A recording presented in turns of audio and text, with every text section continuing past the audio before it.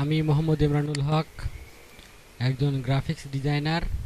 আমি আজকে আপনাদেরকে দেখাবো ফটোশপের যে শেপগুলা। আমরা তো জানি যে ফটোশপ ব্যবহার করতে গেলে বিভিন্ন সময় বিভিন্ন শেপ ব্যবহার করে থাকি। যেমন এখান থেকে দেখেন rectangle tools, round rectangle tools, ellipse tools, polygonal tools, line and custom shape. তো এই কাস্টম শেপ যখন আমরা ওপেন করি তখন ডিফল্টভাবে দেখা যায় যে এখানে জাস্ট কয়েকটা শেপ আছে।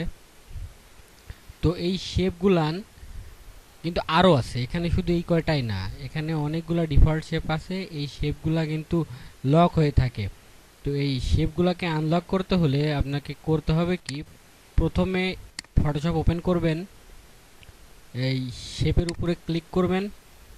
মূলত এইটা দেওয়া থাকে, এটার উপরে চেপে ধরলে বাম সাইডে মানে মাউসের লেফট সাইডে ক্লিক করে ধরলে এগুলো ওপেন হয়। এখান থেকে আপনি কাস্টম শেপ টুলস সিলেক্ট করে দিলে এইখানে শেপ নামে একটা আইকন আসবে।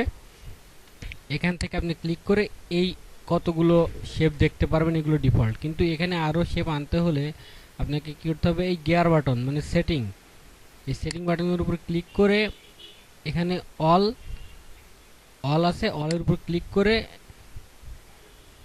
ওকে করে দিবেন। দিয়ে এইটা একটু আপনি এক্সপ্যান্ড করে দিবেন, বড় করে দিবেন। এই দেখেন সমস্ত শেপগুলো কিন্তু আনলক হয়ে গেছে। এখন আপনি এখান থেকে যে কোনো শেপ আপনার ডিজাইনে ব্যবহার করতে পারেন। আরও আপনি ইচ্ছা করলে ইন্টারনেট থেকে ডাউনলোড করে এখানে আরও অতিরিক্ত শেপ আপনি এখানে দিতে পারবেন। তো পরবর্তী টিউটোরিয়ালে আমি আপনাদেরকে দেখাবো কিভাবে ইন্টারনেট থেকে ডাউনলোড করে শেপগুলো এর ভিতরে ইনক্লুড করা যায়।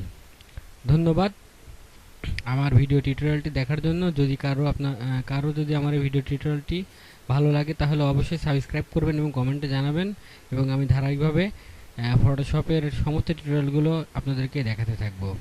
আসসালামু আলাইকুম।